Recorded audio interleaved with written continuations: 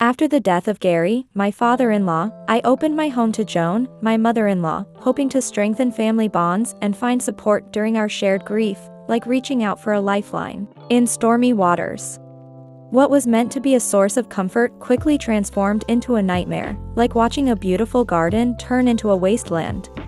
The constant criticism, complete control, and my husband Nathan's lack of backbone began to suffocate me, like walls slowly closing in around me. In the midst of this chaos, an unexpected reunion with an old flame raised questions I hadn't dared to ask myself, like opening a long-locked door. As questions echoing in my heart, I began to wonder how far I could go to regain my freedom and whether I could take back control of my life. Gary's death shook our entire family to its very core.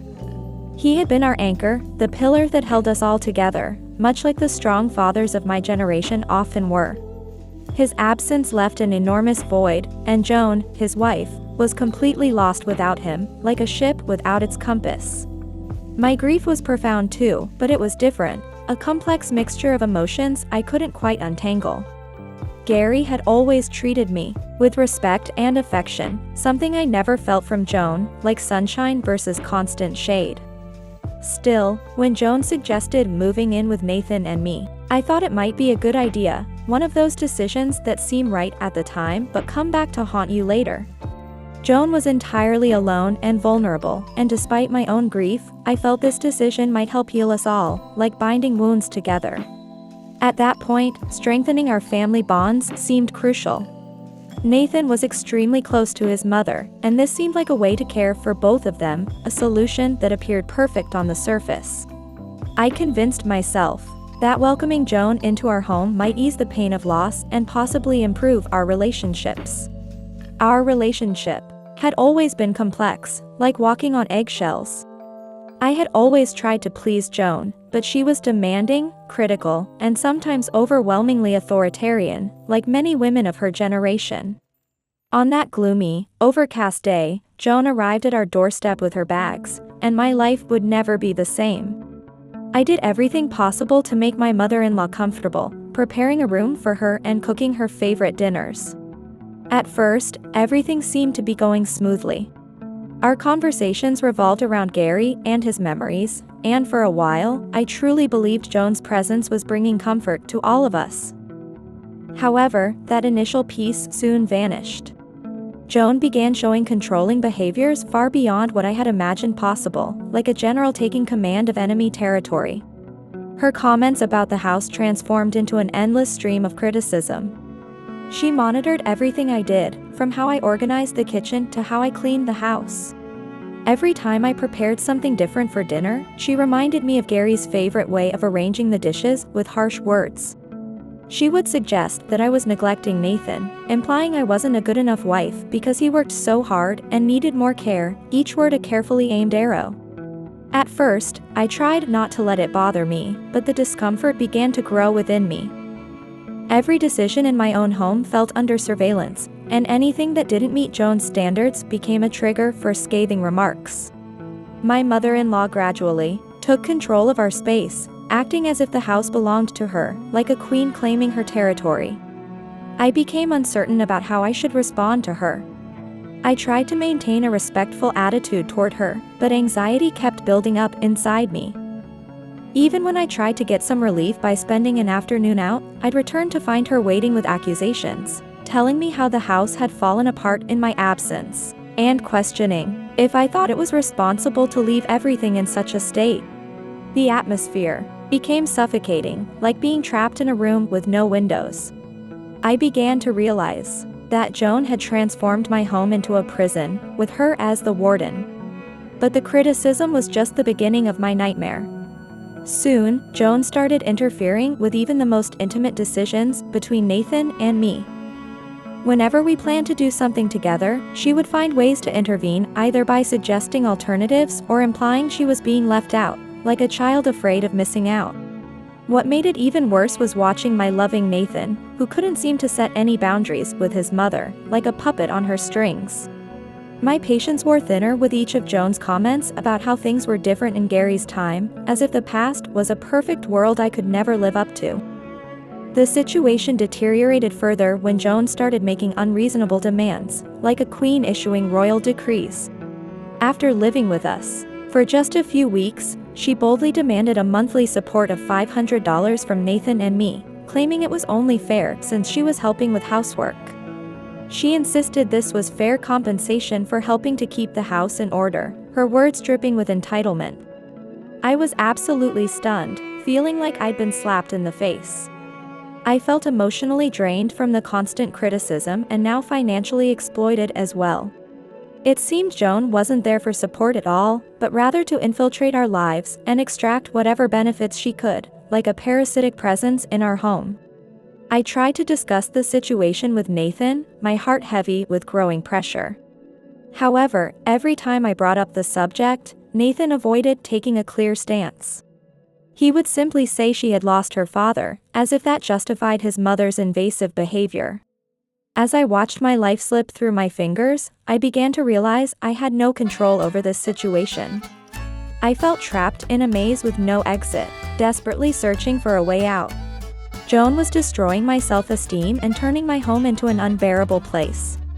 Though I tried to maintain composure and respect, living with Joan gradually became unsustainable. The arguments with Nathan increased, while he remained blind to the situation and unable to stand up to his mother. I found myself becoming more isolated, watching helplessly as my home transformed from a haven into a prison, unsure how to handle the mounting pressure. Joan never missed an opportunity to criticize me, her words cutting deeper with each passing day.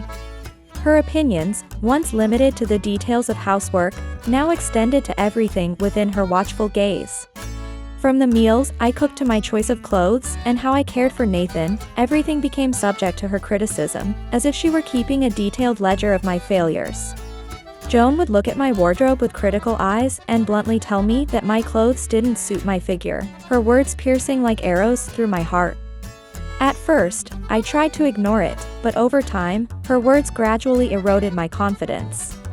I had taken pride in my independent life and how I managed my home and marriage, but now I had lost confidence in everything. Joan not only pointed out flaws, but never failed to emphasize how everything was different and better during Gary's time. When I prepared a simple meal after a long day at work, Joan made snide remarks about how Gary wasn't used to such modest dinners.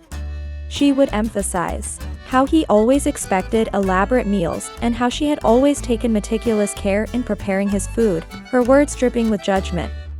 I forced a tired smile, though exhaustion had long since settled into my bones. Still, I remained unable to counter my mother-in-law's idealized memories that painted me as inadequate and not as good a wife as Joan. My relationship with Nathan began to suffer under the weight of it all. Each of Joan's criticisms seemed carefully designed to subtly undermine our relationship.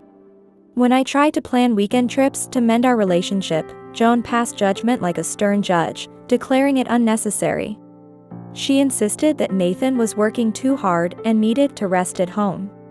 She claimed he would be more comfortable there, and travel would only tire him more. And of course, just like that, our plans were cancelled. Worst of all, when I tried to discuss this with Nathan, he refused to engage in conversation and seemed completely oblivious to what was happening. To him, Joan was just being a mother trying to help, nothing more. He always said his mother's actions were out of concern for us, but those words rang hollow in my ears. I had no one to turn to anymore, and every attempt at dialogue with Nathan ended in arguments that left me feeling more isolated than before. One morning, as I was getting ready for work, Joan called me to the kitchen in a sharp voice. Joan questioned whether I needed to work so much, since Nathan was already supporting the household. She told me how in her day, she had taken care of Gary's home, never needing to work outside, her words heavy with judgment. This was a direct assault on my desire for financial independence, something that had been as vital to me as breathing since I first started my career. It felt as if Joan was systematically trying to erase everything I built for myself, attempting to squeeze me into the mold of a submissive housewife, like trying to force a square peg into a round hole. Making one last attempt at dialogue, I waited until Joan went out on errands, made coffee, and asked Nathan to sit with me at the kitchen table, my heart pounding like a drum. With the calmest voice I could muster, I told Nathan we needed to talk about his mother, my words careful and measured. I acknowledged that I understood his mother was going through a difficult time. But I explained that her presence had become unbearable, like a constant shadow over my life. I pointed out how she criticized everything I did, interfered with our decisions, and now even demanded payment, none of which was normal. Before I could even finish, Nathan sighed heavily, already weary of the discussion, like he'd heard it all before. Nathan tried to explain that his mother had lost his father and was trying to adjust, insisting we needed to be patient, like a broken record that kept playing the same tune. Patient?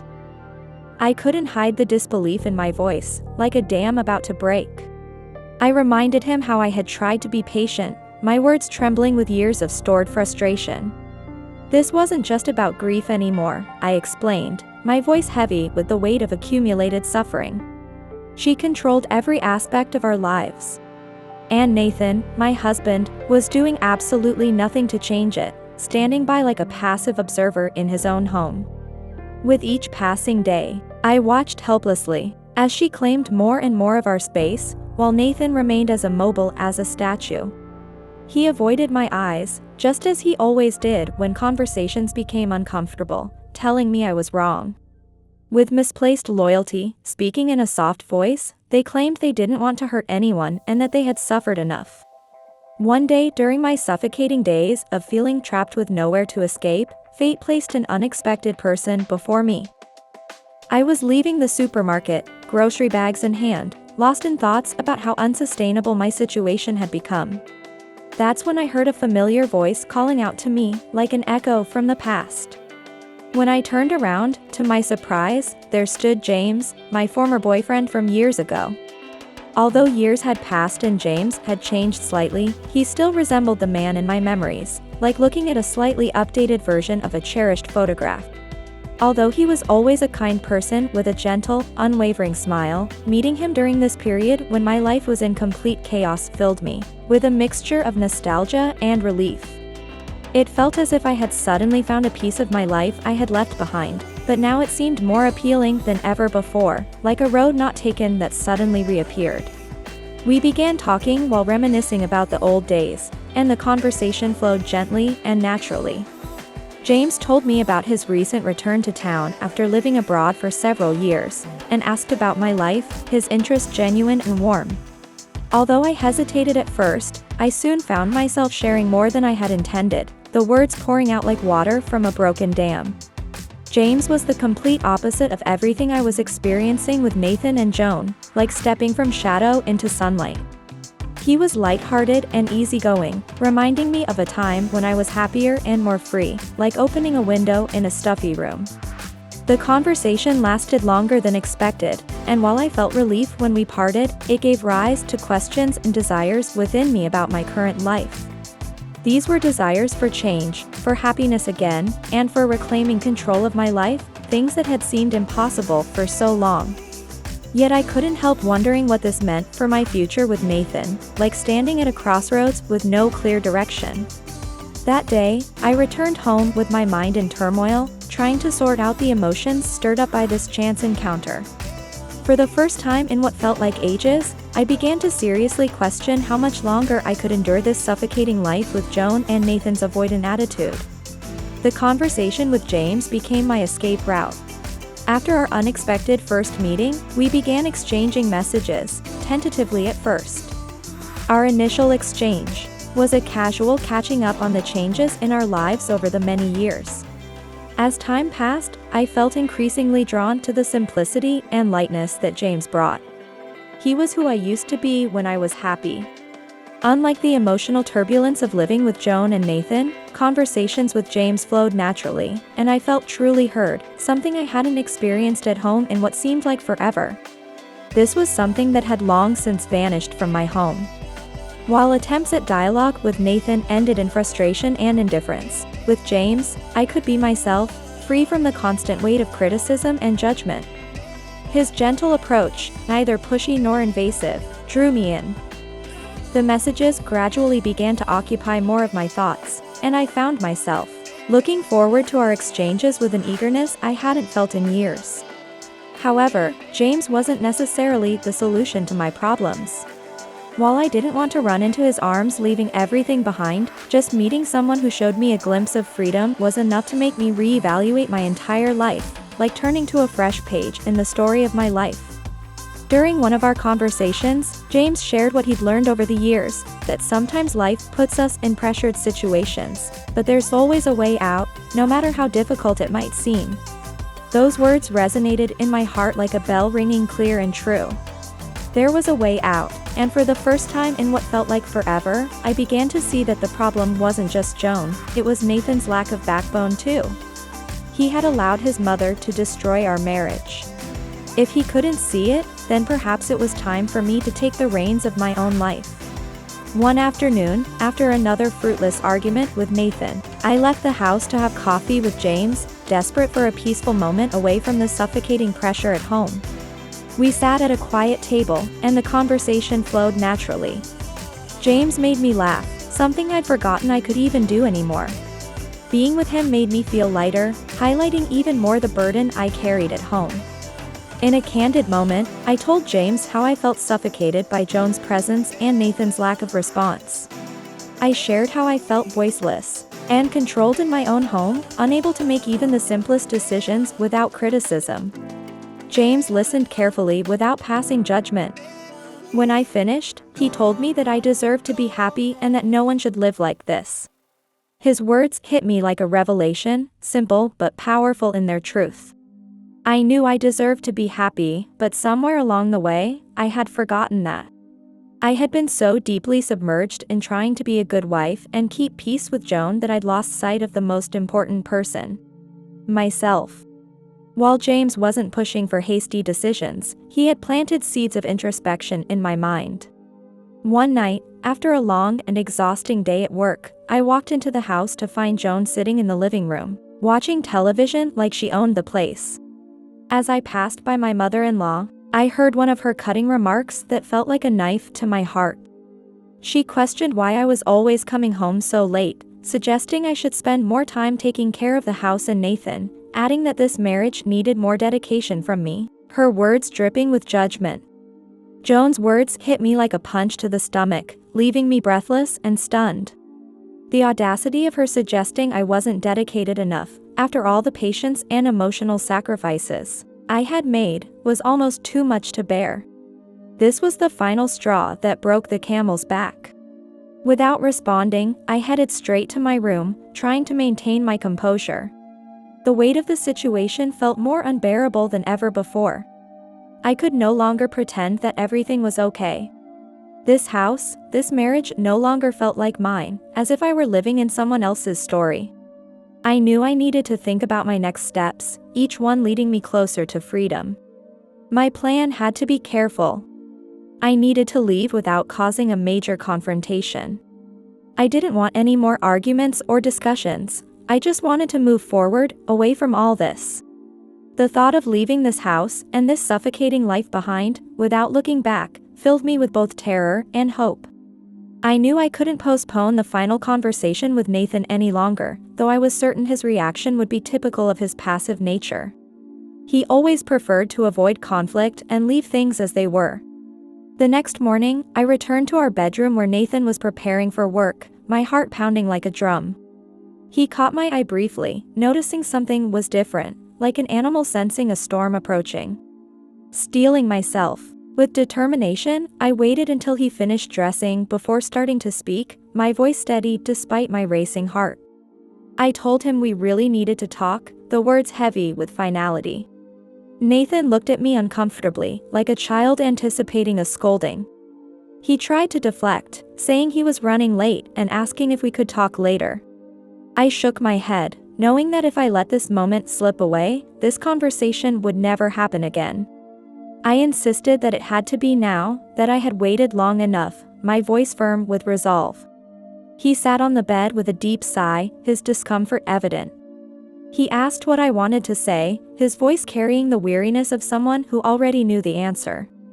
I knew this would be the most difficult conversation of my life, but also the most liberating one, like breaking free from chains that had bound me for too long. I told him I couldn't go on like this anymore, explaining how I had truly tried to make our marriage work, but his mother was destroying everything between us, and he couldn't, or wouldn't, see it, adding that though I loved him, I couldn't live this way anymore. Nathan frowned, clearly disturbed by the direction of the conversation. He tried to deny the problems, saying that this was something we had been through before and that his mother was going through a difficult time. I responded firmly, my voice steady despite the trembling in my heart. I told him this had gone too far, that I was suffocating in my own home, and worst of all, he wouldn't do anything to change it. I had begged him to take a stand, to set boundaries, but he had done nothing, so I had made my decision, I was leaving. Nathan fell silent for a moment, trying to understand my words. When he finally spoke, his voice was filled with disbelief, like a child being told Santa isn't real. He asked if I was leaving him because of his mother, his words barely a whisper. My heart ached, but I didn't hesitate. I explained it wasn't just about his mother, it was about his unwillingness to fight for us, always choosing the easy way out, avoiding conflict, and how that was killing us. I couldn't continue, couldn't live like this anymore. Nathan remained frozen, seeming unable to respond. He stared at me as if expecting me to change my mind, as if this was just another argument that time would solve, like all our previous disputes. Standing up, I told him I would pack my bags. I added that I wouldn't be here the next day, my voice surprisingly steady. Nathan remained silent, motionless, as if trying to comprehend everything that was happening, like someone watching a train wreck in slow motion. Perhaps part of him had always known this day would come, but he hadn't wanted to face that reality, like avoiding looking at a painful truth in the mirror. During that time, I felt a mix of relief and pain enveloping me. Leaving someone you love wasn't easy, but I knew that without change, we were destined for destruction. I began packing my bags, my movements mechanical yet purposeful.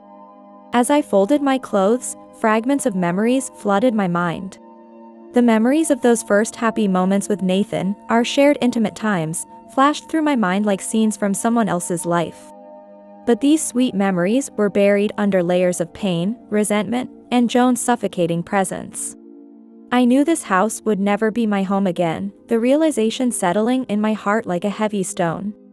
The next day, before leaving, I had one final conversation with Joan, my heart pounding but my resolve firm. As expected, my mother-in-law tried to question my decision, like a last attempt to maintain control. She asked if I was really leaving, telling me I was being foolish and abandoning Nathan, who needed me, her words sharp but no longer able to wound me. I told her firmly that I wasn't abandoning anyone, I was saving myself, my voice steady and strong for the first time in years.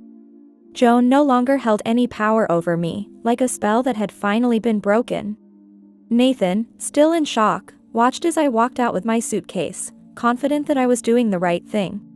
With James's support, I felt years of weight finally lifting from my shoulders, like putting down a heavy burden I'd carried for too long. It wasn't a happy ending in the traditional sense, but it was a new beginning, like turning to a fresh page in the story of my life. I knew the path ahead was uncertain, like stepping into uncharted territory. But for the first time in what felt like forever, I had control over my own life again, like reclaiming a part of myself I'd thought was lost. Now the future lies ahead, the chains are broken, and I'm ready to begin again, like watching the sun rise on a new day. If this story of overcoming adversity has touched your heart, please like this video, subscribe to our channel, and hit the bell to make sure you don't miss our next story full of unexpected turns. Would you have the courage to do what and did? Let us know in the comments below.